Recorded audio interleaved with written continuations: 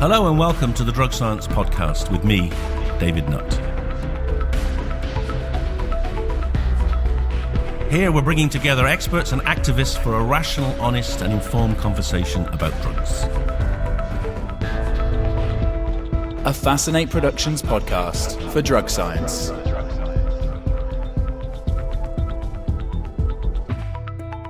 Hello and welcome to another Drug Science Podcast. This is me, David Nutt, and today we have Mike Jay with us.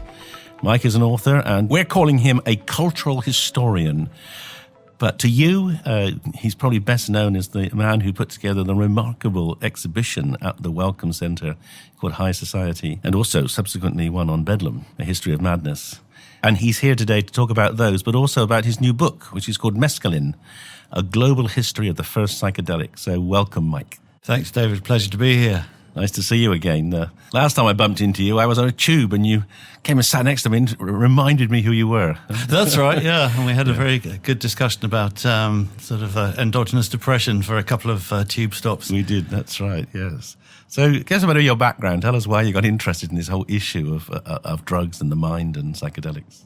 Well, I guess I was a cultural historian. It's quite polite. I'm really just a freelance writer. And I started writing about drugs way back when, in the 90s, because nobody else was. They were a huge cultural phenomenon at that time, and there was a bit of a conspiracy of silence about them. And I was an early adopter on the internet, so I started writing stuff about drug culture on the internet, and everybody at that time said, "Oh, you're mad, you're going to get arrested, the police will put your name on a list." And from doing that, I sort of became the drugs guy, and then I got interested in their history and realised that they weren't all invented by hippies in the 60s, and that actually all these substances had been around for a long time and had fascinating cultural histories, as you might say.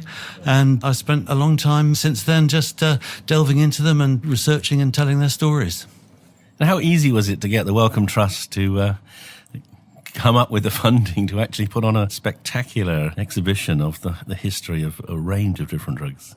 They had thought about drugs as a topic at that point, and I'd written a few books on the history of drugs by then. And so they approached me and said, "Well, if we did something about drugs, then how would we do it?" And I said, "Well, just do it like you would do anything else, ask the questions, what are these things? How do people use them? How did they come into our culture? Investigate them like you investigate anything else with a medical dimension." And they said, "Fine." And I said, "Well, I should warn you, if you do that, it's going to come out looking very, very different from all the other kind of mainstream presentations of drugs, because everybody else seems to have to go for this moral propagandist tone. And, I don't think we need to do that. I think we can just take the subject on its merits." And they said, fine. And to give them credit, they held their nerve, and it came out exactly as I'd envisaged. So it was great. Remarkable. I remember going around it. I think I may even spoken at one of the events, and it was fascinating how people's eyes were opened, because for so many people, all they hear about in relation to drugs is bad things and dangers and hostility and negativity. And then here you are showing drugs as not just part of society, but part of culture, as well as having huge medical implications as well. And you did begin a kind of debate and a public discussion, which I think has gone on subsequently. And actually, it was one of the sort of landmark points in changing the public discourse on drugs from something you shouldn't say its name to, it's not interesting. I think that's right. There have been lots of moments like that, but all props to the Wellcome for being brave and doing that early on. Because I think, as you say, as well as people hearing nothing but bad things and cautions, and drugs is all taken to be part of criminology and sort of psychopathology, and along with that, there are an enormous number of people who've had experiences with drugs that are very different. And I think for them to see that reflected back and to understand that, all the way back through history, and particularly through science and medicine, people have been very interested in the effects of these drugs, and that they've been a part of our culture for a long time. I think it made a lot of people feel that they weren't such outsiders and deviants. Yeah, of course, that's an important issue. A lot of people use drugs and they know they're not deviant, but they're not allowed to talk about it because certainly in our culture, there's still a lot of stigma about that. And I'm interested in you as a historian. What do you see as the underpinning hatred or fear of drugs? What have been these drivers to trying to marginalise them and trying to suppress them?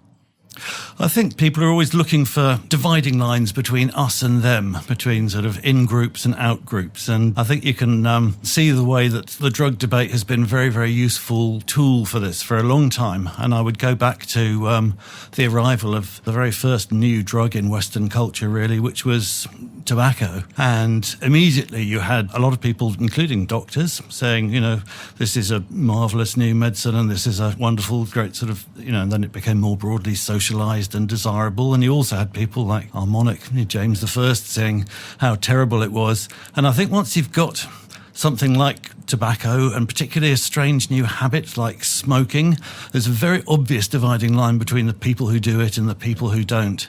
And I think this has been the same with every other drug ever since. And if you look at other non-Western cultures, we say, they've never had drug prohibitions, and they haven't, because they haven't had to. It was obvious that if you're in a certain culture, you don't even think about your drugs as drugs. They're transparent, just as, a cup of tea or a glass of Chardonnay is to us. We don't call that a drug. I remember being very struck talking to an anthropologist who spent a lot of time in the Amazon with the Tucano people, and who are people who drink ayahuasca and they chew coca leaf and a lot of what we'd call drugs. And he said to them, do you know what the word drugs means? And they said, oh, yes, drugs, yeah, very, very bad. That's the sort of thing that people in the cities do, cocaine and that, all very dangerous, So I think we only really use the word drugs when we're talking about something that's a little bit foreign. And I think that's really at the root of how people who don't use drugs try and make people who do seem different and deviant. But also, it seems to me, certainly in terms of the last 30, 40 years of UK and American, in many ways, Western culture, drugs and the fear of drugs has been used as a political tool in order to get people to vote for parties that want more control, the sort of more right-wing kind of approach. Would you accept that? Oh, I think it's much easier for politicians to stand up and say drugs are evil and we will never give in to them.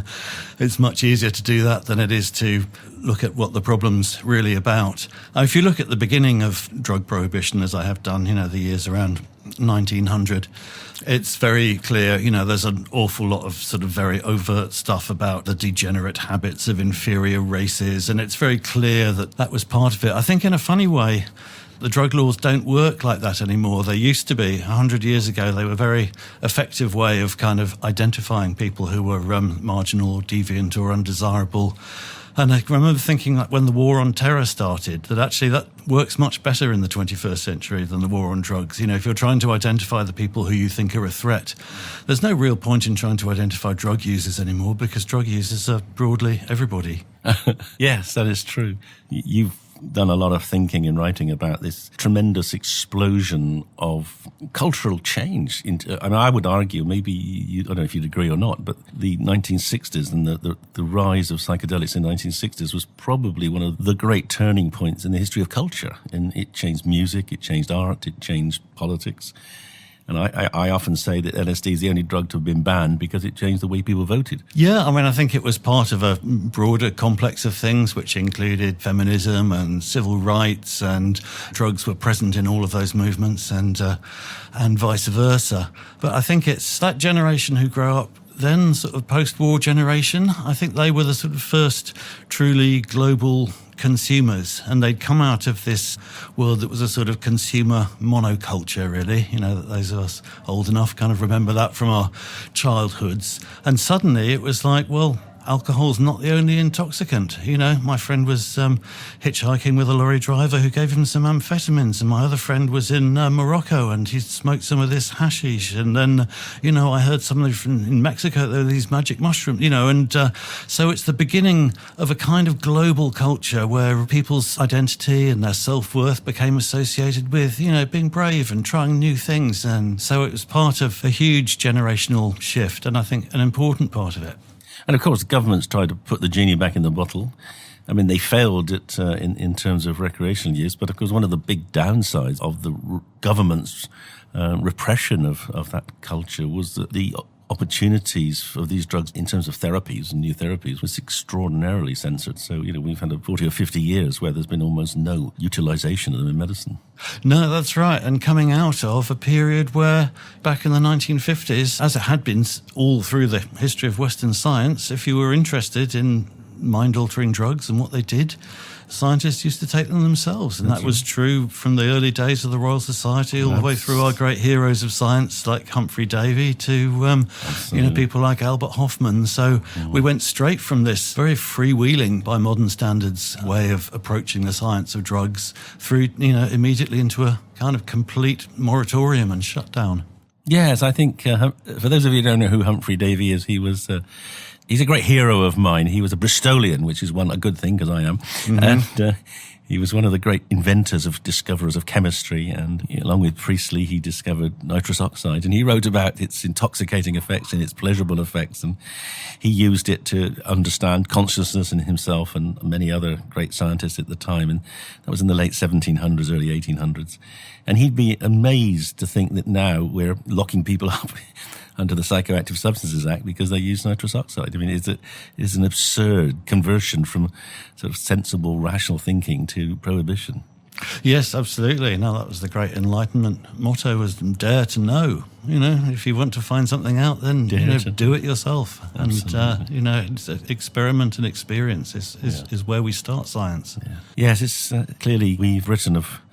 Well, I think we now have the most repressive drug laws in the world in terms of the Psychoactive Substances Act, which basically says if you use a drug to change your mind, whether it's stimulate or depress your brain, it's illegal. And the only exceptions are alcohol, tobacco and caffeine, which they have their merits, but there are certainly drugs with much more interesting and potentially more useful attributes. Well, you've dared to raise all sorts of science and historical and anthropological and artistic attitudes to a range of different drugs, Mike. But your new book is called Mescaline, A Global History of the First Psychedelic. So tell us a little bit about why you decided to resurrect this old cactus drug.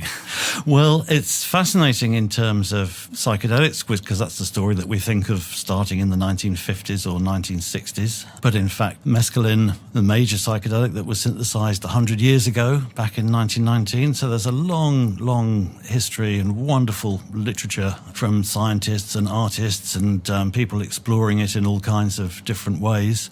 And then before that, as you say, it's found in nature in two families of cacti. The Peyote cactus in Mexico and the San Pedro in the Andes. And its indigenous use in both cases goes back thousands of years, and in both cases it's still used today. So it's a wonderful way of putting the subject of psychedelics in the broadest possible context, having a big panoramic view through history and across cultures, and looking at all the different ways in which people have conceived and used psychedelics.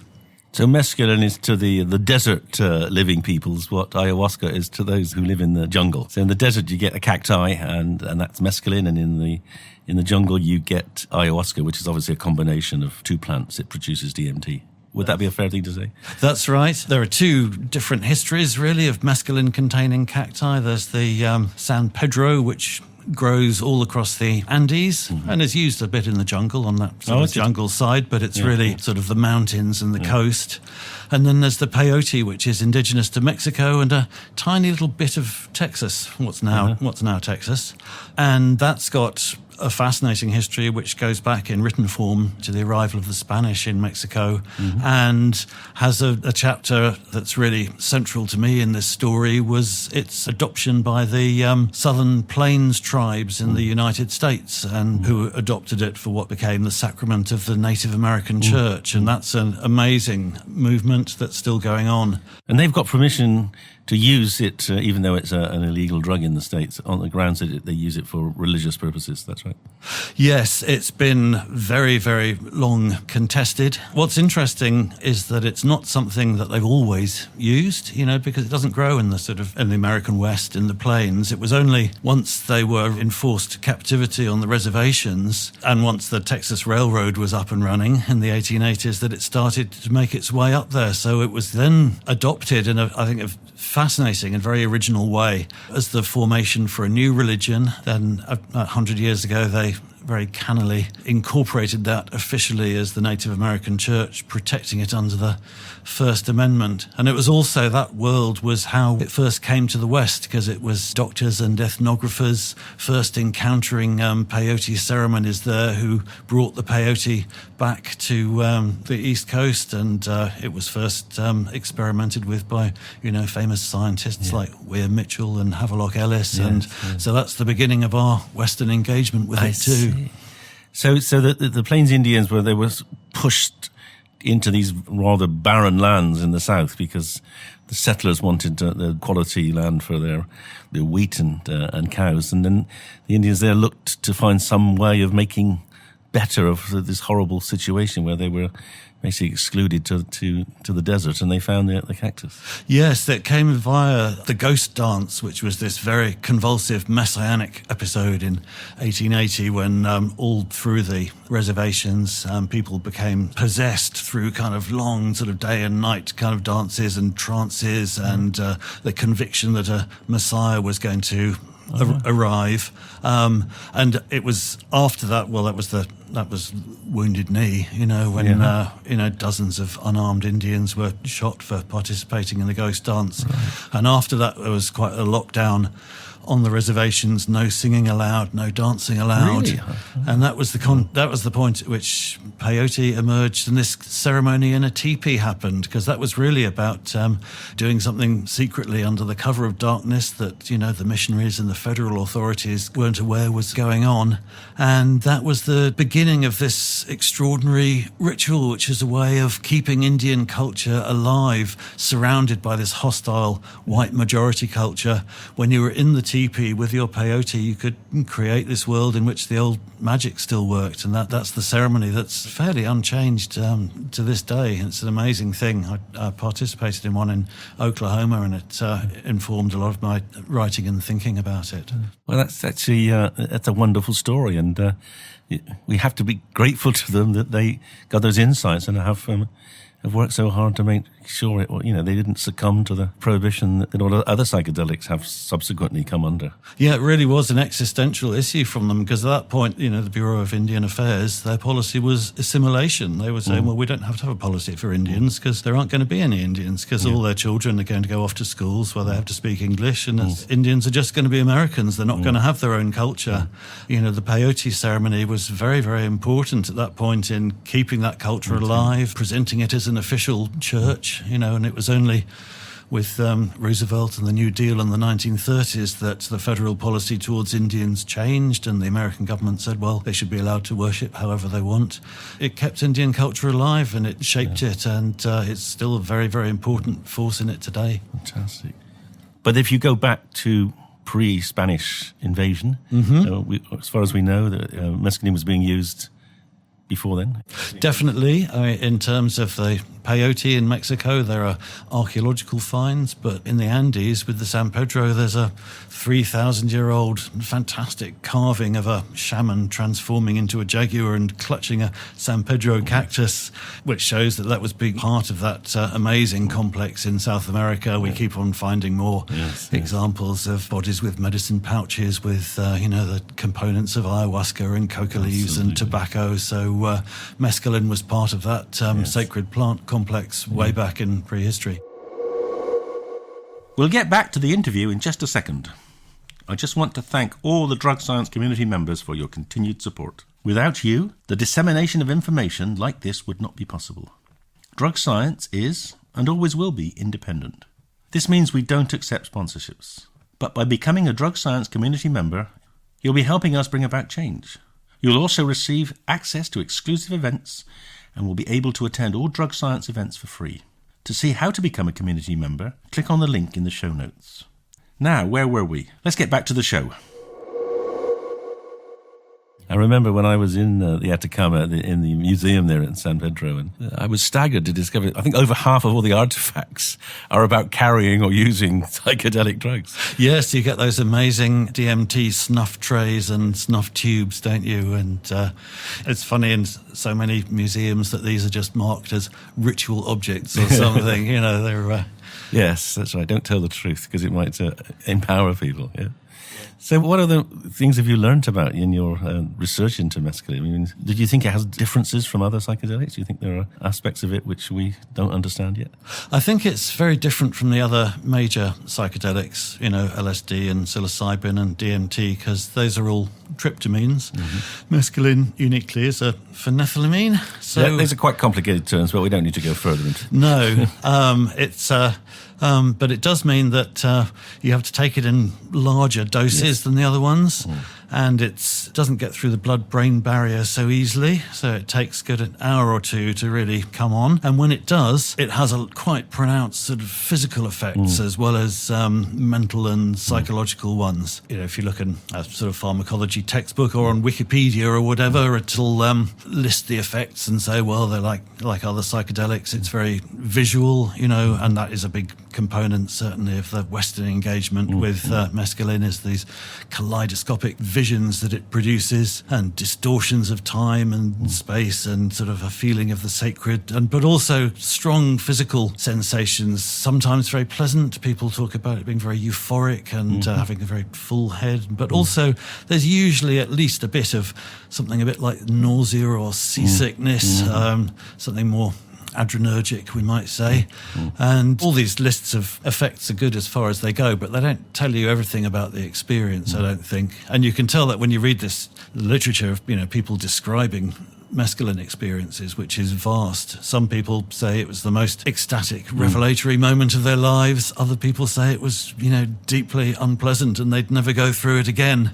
And so like, other psychedelics, it's very different. But I think maybe even more than other psychedelics, the context makes a big difference. Okay. If you take it on your own or in a sort of experimental framework, you tend to get very absorbed in your sensorium and all the effects that are going on, all the visions that you're seeing, often hearing voices and having strange physical sensations, and that becomes overwhelming. Whereas if you take it in a social context or a ceremonial one where there's something going on, all that recedes into the background and you become kind of much more part of a sort of collective experience. Well, do you think that's how it was used in the pre-Spanish days? Was it used for collective group experiences, do we know? Or was it used to sort of for people just to survive those terrible... Because, being up at 4,000 metres is pretty miserable and cold. I wondered if psychedelics were used to just help people survive. Yes, there are records, and certainly the Spanish records of peyote in Mexico. There are records of it being used communally and collectively, so whole village typically around a fire, typically at night, the shaman handing around peyote buttons and everybody taking them and singing and dancing. But there's also another type of use that you find, you still find it in Peru and Ecuador and San Pedro shamanism today, and it's also recorded by the Spanish in Mexico with peyote, which is more like a sort of one-on-one thing, a sort of curandero, where you'll have somebody who's a specialist and who works with it, and someone will go and see them either because they're sick and they want to be cured, or because they have a problem, they think somebody's cursed them maybe, or they want to know how somebody in a distant place is doing. It's a ceremony in which usually both participants take quite a small amount of it, and through ritual and prayer and the effects of the mescaline create a space in which these kind of questions can be answered and people can be fixed and repaired and put right. Would that be sort of more akin to this kind of modern concept of microdosing mushrooms versus macrodosing? Is it sort of a lower dose to allow you to facilitate thinking and a higher dose to transport you? It's usually, with San Pedro, you have to sort of boil it up and produce a quite slimy, bitter drink, so it's quite hard to take a very large dose of it. But it's at a very nice kind of comfortable level. It's much more than a microdose. You're definitely feeling You're definitely it. having it. But it's probably less than most Western users would regard as a psychedelic dose. Yeah. And it's the same in the Native American church. The peyote's passed around several times. It creates a sort of great bonding between everybody who's there, and it certainly makes, the fire and all the sort of theatrics of the thing, really, really vivid and spectacular. But also, everybody's got to be present in the ceremony. There's a drum and a rattle being passed around. People have got to sing their songs. There's a lot of ritual, so it's at a level at which all that can happen. It's not too chaotic. Yeah, and I think it's very interesting. As you know, we've done a lot of research, particularly brain imaging research on psychedelics, but we've never studied mescaline. Mm-hmm. I mean, I don't know how easy it would be even to get it into the country to do an experiment with. But it seems to us that there are definitely sort of stepwise impacts of these drugs, and at very low doses they may make you feel somewhat more relaxed and more insightful, and then at higher doses perhaps more interactive, and then obviously when you get to the dose where you begin to disrupt traditional sort of neural connectivity and processes, then you get into the trip where you begin to sort of change as your sense of self and ego begins to dissolve, etc. So we're quite fascinated by how you might optimize the right experience for the right kind of benefit. And it sounds to me like that's been done already with mescaline in the past. It has. I mean, for decades, mescaline was the only psychedelic that was available. So there's an enormous amount of research on it. And it's strange that it's disappeared at this point. I mean, I think that happened really once LSD arrived. By the 60s, when Aldous Huxley took his mescaline indoors of perception and the term psychedelics was coined, psychedelics at that point was mescaline and LSD. They were the only two. But by the 60s, people had stopped using mescaline so much, I think probably just because LSD was active at a much, much higher dose. The old idea had been that, these were things that kind of poisons that flooded the brain and sort of disturbed your perception. But obviously, with LSD working at tiny microgram doses, some specific mechanism was being triggered. So that's what scientists got interested in. And then I think as we've come back to the psychedelic renaissance of the last 10 years or so, a lot of that's been guided by what's easier to do, and substances like ketamine, for example, which were already, licensed. They're easy, because mescaline was around early on, it was prohibited very early on. So all the legal controls around it are fairly much set in stone. And also, because of Alexander Shulgin, who took his first psychedelic trip was with mescaline. I didn't know that.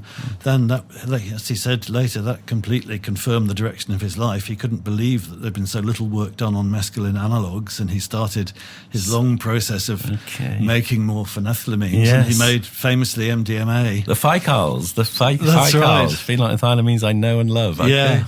That came from mescaline. I hadn't realised that. Yes, it did. And he was, and then I think once you've got things like MDMA and 2CB that are less, sort of more physically manageable than mescaline, and that they last 3 or 4 hours instead of 12. Oh, mescaline lasts 12 hours? Mescaline's very, very long acting. So I think, and that's, of course, is a consideration in clinical trials, because, medical professionals don't come cheap. You don't want to be doing this for longer than you have to. So I think for logistical reasons, mescaline has fallen out of the mix. But I think, there's a huge scientific literature on it that's fascinating.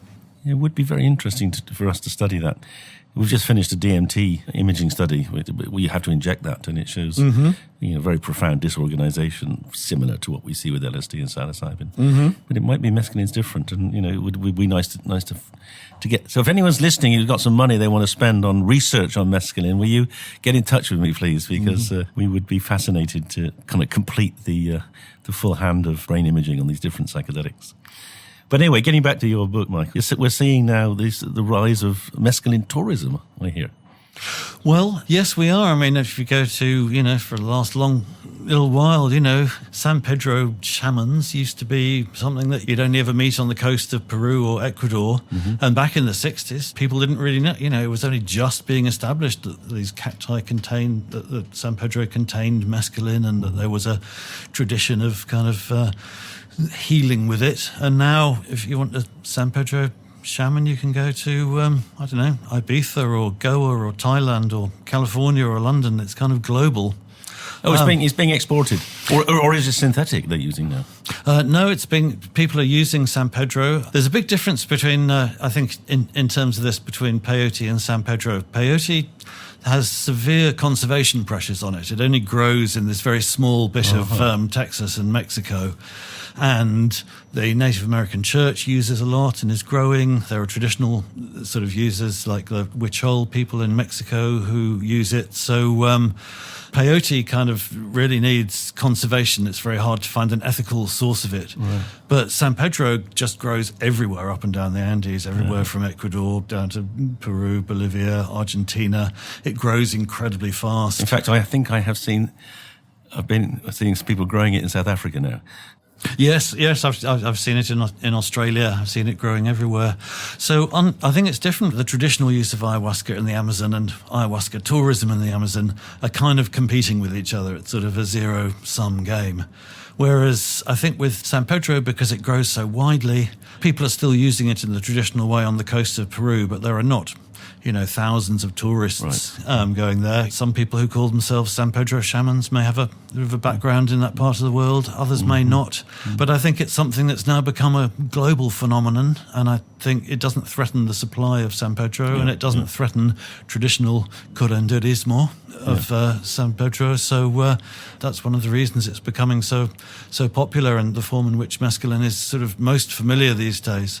I mean, what's funny about it is mescaline, having been synthesized 100 years ago, pure sort of mescaline, the salts, the hydrochlorides, almost vanished. There's no Everyone's gone back to the around them at all. Everyone's gone back to the cacti. Yeah, I get a lot of emails saying, we shouldn't be using synthetic psilocybin in our research. We should go back to the fungi. Not least because they contain other substances. That, there's a concept of the entourage effect in fungi, like in cannabis, and maybe in the San Pedro. Maybe there are other things. Definitely. I mean, both the Peyote and the San Pedro have around 50 alkaloids in, different in sort of different subspecies. So there are certainly entourage effects going on there as well. But in my experience, the real difference is in the context and in the way that you're taking it, more than the sort of precise chemical makeup. And thinking beyond sort of self-experimentation and self-realization, clearly there's growing interest in the use of psychedelics in medicine, for depression, for addiction, for pain. I mean, would you see mescaline as being something we should be considering for? I've been absolutely fascinated to learn about its traditional use, particularly in the Native American church. There was a clinical psychiatrist actually who spent some time out on the Navajo reservation, sort of working as a psychiatrist with young Navajo men with substance use disorders and severe trauma, and at the same time being a part of the Native American church. And he wrote a very good book. It's called A Different Medicine by Joseph Calabrese, explaining why the Native American church had so much more to offer in terms of mental health therapy than clinical psychiatry did. And I think it's fascinating to look at the way that peyote is used in those traditional cultures. It's very, very different from our clinical model. It's usually a collective experience. It's not a doctor-patient relationship. It's about, somebody's being healed is kind of, is about the whole community being healed, and it's got all kinds of, ways in which that's reinforced, and the effect is given longevity. So I think it's really fascinating to study the way that works. I mean, it's interesting you should say that. There's just the beginnings of the idea of perhaps doing group therapy with psychedelics, particularly groups of people who've been traumatized together, like military. Yes. I've come across soldiers who've, with their companies, have all been gone and sought out help together.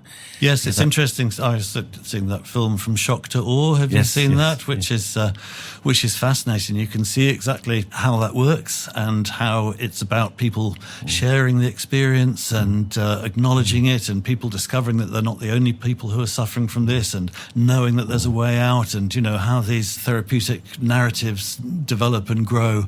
It's very different from our clinical model. And what I quite like about it is the fact that people do become more connected to other things and other people. So, that you see that even when you do it scientifically, when you give people psilocybin in a brain scanner afterwards, they are a bit more connected. And if you do it, so if you could maximize that through some kind of proper guiding and social interaction during, you might actually get much, much better kind of That's experiences. Right. And it's interesting how the guiding happens, because we tend to think, well, you need a psychotherapist to be very empathic and really sort of, but if you look at the roadmen and shamans and people who do this in traditional cultures, they're not that at all. They're much more like facilitators. They're just performing their role.